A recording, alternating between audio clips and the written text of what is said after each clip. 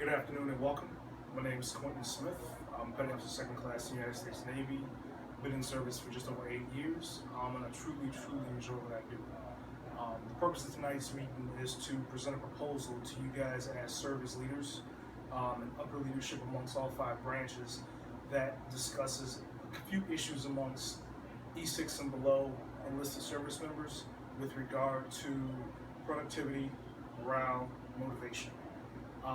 Provided for you, each individual, is a copy of the business proposal as well as a copy of the slideshow itself with the notes attached to the bottom. So please feel free to follow along as we go through each slide and we discuss each problem. When we turn around, we discuss the solution, proposed solutions, the implementation, and how to gauge how effective those solutions were. Upon completion of the slideshow, we will look at questions, concerns, issues, ideas, and suggestions that each individual has and ways to mitigate any of the things that were presented to you and from a different light, from a different perspective. Thank you very much and look forward to seeing you guys' ideas once the presentation is complete. So, problems and causes. Number one, motivation. So we see lack of recognition. Among service members in a multitude of commands across all 5 branches, we see sailors, soldiers, Marines, airmen, Coast Guards. They work hard, 7 days a week, 6 days a week, deployments, underways, you name it. And a lot of times by their chiefs, immediate supervisors, they're not recognized by even just a simple attaboy or hey, good job, let alone awards, certificates, and overall command or divisional or even department recognition. That poses a problem and it leads to the deterioration of motivation among service members across all 5 branches when their hard work is not appreciated. We look at long work hours, and we understand we're in the military, active duty and reservists. Both when reservists are activated and active duty service members throughout the entire length of their contract are forced to work long work hours, operational commitments, deployments. That's understandable. But for their long work hours and their hard work, there needs to be some sort of reward or some sort of appreciation for what they're doing, the amount of effort and labor that they're putting out 7 days a week. And a lot of times that labor and that effort goes unnoticed. So when those things go unnoticed, once again, you have another hit to their motivation, which is putting them in a position to want to think about things such as attrition, not re-enlisting, not wanting to get promoted, and it gives them kind of a skewed view or negative outlook about the military in general. Number 3, failing infrastructure. Things like barracks rooms, parking lots, parking structures, roads, just overall general base infrastructure was another one of those things that leads to a skewed view of the military and how upper leadership looks at each individual installation or their equipment or ships or submarines, and how you all as leaders, fund these things that need to be taken care of, from a junior level or junior enlisted level perspective. Looking at productivity, poor directions. A lot of times we see leaders that aren't clear on directions because they haven't had the most appropriate training, or a lot of the training they've had is kind of falling by the wayside. We look at production delays, being enlisted and or contractors, to where we're spending more money on project delays because of lack of productivity amongst contractors, where they'd rather malinger or they'd rather not put forth their best foot and their best effort to get the job done. Or we're looking at a significant level of rework with a lot of jobs in submarines, ships, tanks, construction, or even overhaul for a lot of military equipment across all 5 branches. That leads to budget and cost overruns for upper leadership and also for the taxpayers themselves. We look at no clear plan in place, meaning a leader that's chief E7 or above, O1 to O5, at the deck plate level or in the field level, that does not provide a clear plan to his junior subordinates, in which leaves them to kind of run astray and not really have a clear direction as far as what needs to be accomplished on day-to-day routines and day-to-day activities. We look at failed leadership communication, where leaders aren't communicating with other leaders amongst brigades, divisions, departments, and there's a breakdown in communication, which leads to objectives and goals not being met because what was anticipated to be accomplished was never clearly relayed to those down at the lowest level. Undermanned. Manning has been a problem for years, as we've seen. And we'll look at the data and the facts as we proceed forward in the slide itself. But being undermanned, we understand that certain career fields are hard to keep manned because the operational commitments, the workload, the work hours, you have attrition, people no longer want to do those jobs, or they're uninterested because of the demand that job requires from them. So in specific career fields, the submarine force, which I myself am in, is one of those fields where it's hard to keep continuous demand because you spend 300, 365 days a year out to sea. You don't get to see your family, so a lot of people in those positions don't want to fulfill those jobs because of being undermanned, heavier workload, longer work hours, longer deployment times, extensions, you name it. Moving on to morale. Limited command activities. When operational commitment's high, command activities are limited because you're forced to go on deployment. You've got your cycles that you have to go through, just like every command. And even shore-based commands or commands that facilitate staff-level positions such as legal, medical, that don't deploy quite as often, still limited command activities and involvement leads to lower morale among service members. Double standards amongst leader and subordinates. If a chief or an E7 staff sergeant is given directions to one particular person and has them go do one task, but turns around and gives this person two tasks, or okays this person to go home early on one particular day, but turns around and when this person, i.e. other service member, needs to go home early, the same permission isn't granted to him because there's a dislike or there's a level of hatred that isn't clearly expressed, but you can see that there's a double standard in place. Limited advancement options. Once again, being undermanned, those career fields typically advance a lot faster than those career fields that are overmanned. So overmanned career fields, you're going to run into limited advancement, which also, once again, lowers morale, lowers motivation. Doesn't necessarily lead to lower productivity, but it gives that service member the mindset that they're not worthy of being in that position, that their specific branch does not want them to advance, or there's no availability, so they're stuck and stagnated in their position. That leads to lower morale. Quality of life is poor. If you're working long work hours, you never leave work early, you're in a position in which you are stuck on the ship or you're stuck in your shop, and you're working from 0600 in the morning until 1900 at night. 12, 13-hour work days, drains you. It's a lot out of you. So other things as far as longer extended deployments, which we just discussed, and then operational op-tempo, staying deployed for long periods of time. So we're looking at motivation, productivity, and morale, and we're looking at some of the causes that lead to decreased motivation, productivity, and morale. And these are the things that I personally would like to discuss and relay that plan to you all as operational leaders to figure out and mitigate these issues, and also take a round turn on these three issues to keep service members in the service, keep them motivated, and keep them driven to do better, whether it's a shift in career fields or focus, or whether it's transition to the reserves or some other option to keep them motivated and within the services. So a little bit of data. So after an interview of 135 service members, 115 service members that are currently stationed at Pearl Harbor Naval Shipyard, 5 things were asked. We looked at rewards, recognition, training, and felt leadership as issues on what is causing a service member to lose morale, lose motivation, or in essence lower their productivity and what they're willing to put out to support the command of their job, i.e. doing the bare minimum. One of the biggest focuses, which 35% of the people that I interviewed focus primarily on fair leadership. Leadership is unfair, double standards, lack of recognition and awards. So awards and recognition fell up under 24%. No, correction, awards was 24% and recognition was 26%. So from what I gathered from 115 interviews from all 5 branches, male and female, active and reserves, was that the focus is leadership. Leadership needs to take a round turn. The way that senior enlisted leadership treats their subordinates needs to be addressed. As far as awards, recognitions for your hard work done well, we need to spend more time recognizing our junior enlisted sailors and service members across the board because of the work that they do, and it's leading to a decrease in motivation as well. So we'll move on to the next slide.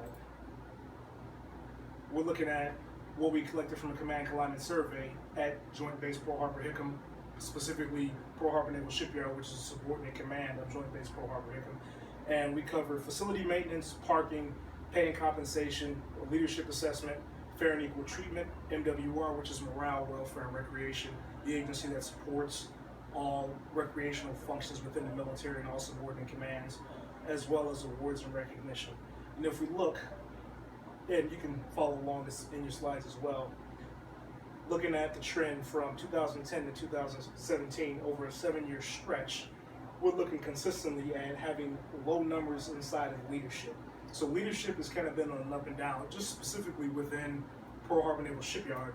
But Pearl Harbor Naval Shipyard is also an accurate reflection of the fleet because it has a diversified amount of people from all 5 branches that serve within Pearl Harbor Naval Shipyard. So the bulk of the people that are employed by Pearl Harbor Naval Shipyard at an enlisted level have served in previous commands with their native branch. So they have an accurate reflection of what's been plaguing them for, greater than 4 or 5 years.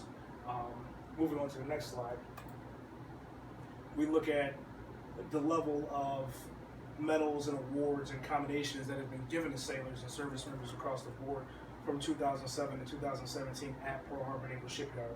And as things have progressed, the shipyard leadership became aware early on, roughly about 2013, that they needed to focus more on recognizing sailors and soldiers and all subordinate service members working at that command for their hard work. So as an initiative in 2013, they decided to wrap up recognition amongst all service members across the board. And as you can tell, the numbers slowly began to rise year after year. And as leadership, upper leadership and commanding officer changed out, that then increased.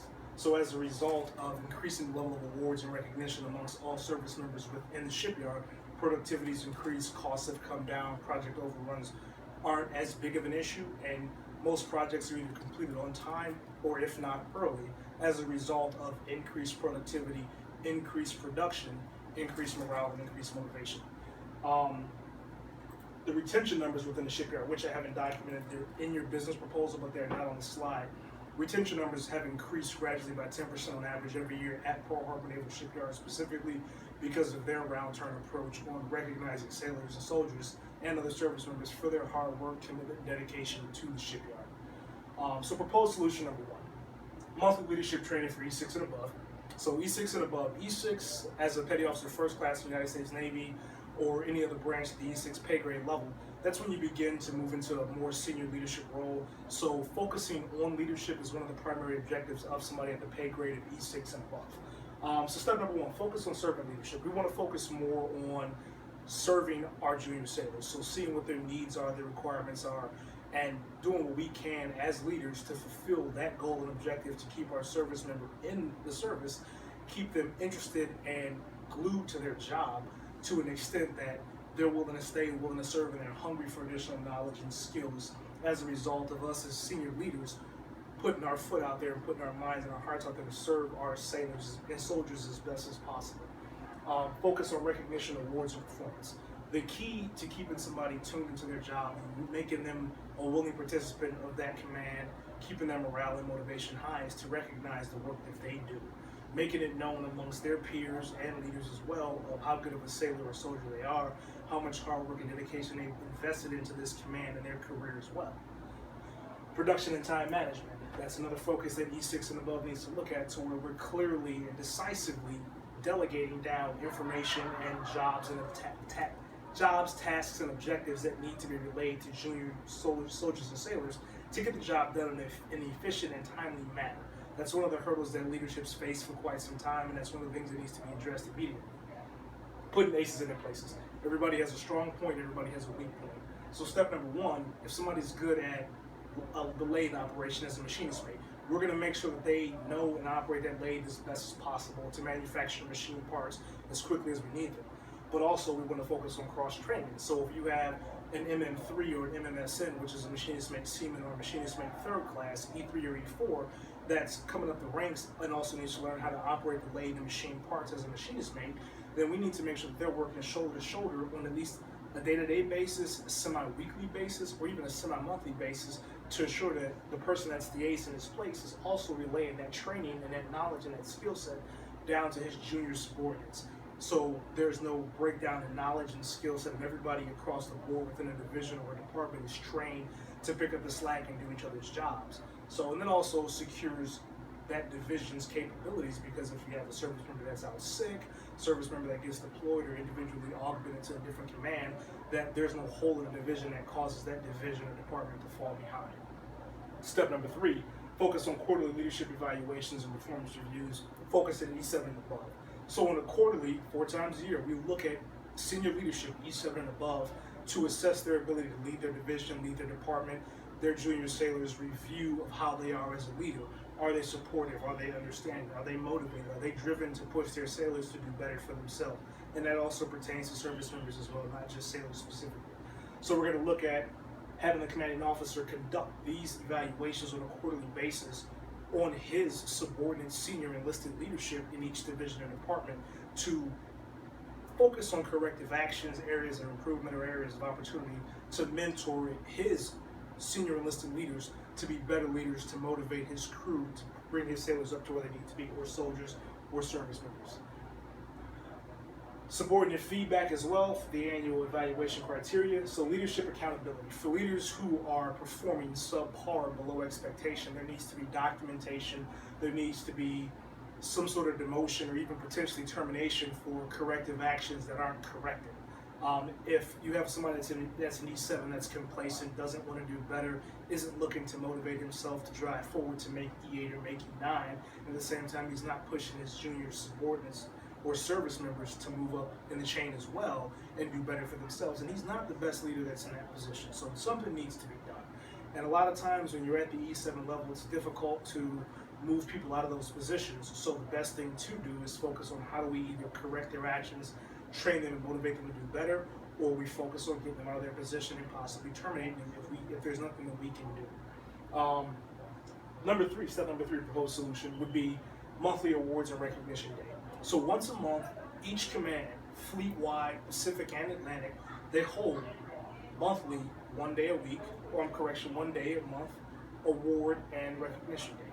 So then you take 10% of your command, look at all your junior soldiers and sailors, E6 and below, and you recognize them for a job well done, superior performance, volunteering, fixing equipment that nobody else can fix, being a technical expert, and you make them stand out in some sort of quarters-like environment where you bring the entire command together with the commanding officer, executive officer, and all the senior leadership within that command, and you recognize them for what they do.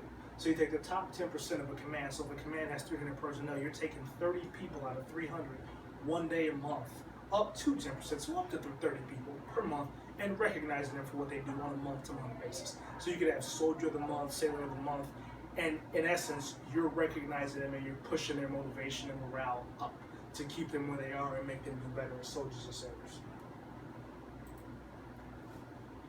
Implementation of the solution. So we obviously have a leadership training program that's in place. The bulk of it's computer-based training, so you spend a lot of time looking at PowerPoints, different scenarios, and different webinars that you're looking at in order to learn how to be a leader and get a lot of leadership advice. So we modify that and we change or slightly alter the program to where we're injecting servant leadership into that training pipeline. And then at the same time, second step would be inside of the computer-based training, we do it on a quarterly basis instead of just an annual basis. And we'll have that rolled out within 3 months. Easily implemented. We already have software specialists that work for the United States military on a 7-day or at least a 5-day basis, but around the clock year round. So the changes to the training pipeline on a computer-based training level is not going to be a difficult process.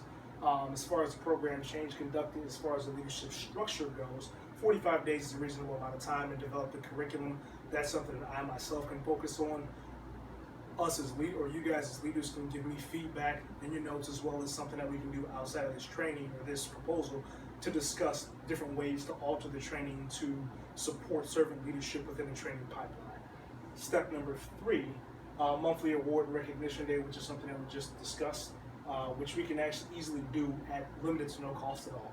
So you take the command and they spend roughly between 3 to 5 days in a meeting with their subordinate leadership, and names get put in a hat, names get thrown around and discussed within this meeting amongst all the senior enlisted leadership within that command, brought to the commanding officer's attention. There's a roster put out. We discuss names and the jobs that they've done and what they're being recognized for, and then once that day comes, we give them the appropriate awards and recognition. We also, as a courtesy, I would say, give them 48 hours of liberty or time off as a way to reward their hard work and dedication to their command and to the service, the appropriate service that they serve in. So, evaluation of effectiveness. So, conduct a command alignment survey every 6 months, followed by a 1-year change in implementation. So, command alignment surveys are conducted on an annual basis across all 5 branches anyway. So, I suggest we move that up to a 6-month or semi-annual basis, because we can get a more accurate reflection of what's actually taking place in each individual command. So if we focus primarily on morale, productivity, leadership, quality of life, and overall command environment, then we're going to get an accurate picture from each and every service member that's serving aboard each and every command every 6 months, what exactly is going on. Because in a command climate survey, you can choose to tell the truth, you can choose not to tell the truth. 95% of the people involved in command climate surveys are going to truly express what's on their mind, what they feel, and what they perceive. Once you collect each and every command climate survey within that command, you can tally up on average what is taking place in each sector of that command climate survey and what the issues and discrepancies are. Notes can be added, true feedback can be added, and then those issues can be addressed based on the overall average of each issue. Next step to evaluate effectiveness, conduct a command productivity and budget alignment review. So we look at what each command is spending, we look at each project that each command has, and we assess what the project is valued at, what we anticipate the initial cost is going to be, and we do quarterly. If the project is going to be stretched over the course of a year, we do a quarterly review, we can do a semi-annual review, and also an annual review of the project itself to see how far on track that project is based upon the anticipated cost and the actual cost. So then we look at the time that it's taken towards completion. Are we on track to complete it on time? Are we on track to complete early? Or are we looking at delays in the project which could potentially delay deployments? Step number 4, leadership training program, audit of effectiveness. So we look back at the training program and review after the implementation of servant leadership, how effective that training program's been. And we look at leaders as they are in place right now. The command climate survey is going to dictate how effective that leadership training has been as a result of what we've implemented and what the chiefs and what the upper leadership, E7 and above, has decided to apply to their leadership style and how it's impacted their junior subordinate service leaders. Also, additionally, we can also conduct an analysis of command level incidents quarterly. So we're looking at sexual assaults, we're looking at any kind of rape case, we're looking at DUIs, we're looking at potential suicides, we're looking at any kind of suicidal ideations, we're looking at any sort of adverse actions such as fights, any kind of NJPs, non-judicial punishments. We kind of get an idea or a spotlight of what's going on inside of each individual command based upon the report of adverse action, which is going to be done on a quarterly basis. That's the end of the slide. I want to thank you guys for coming. Any questions or feedback? No? If not, we're going to close out this meeting. You can obviously email me or call me directly at my shop. Look forward to your feedback. Thank you very much for attending.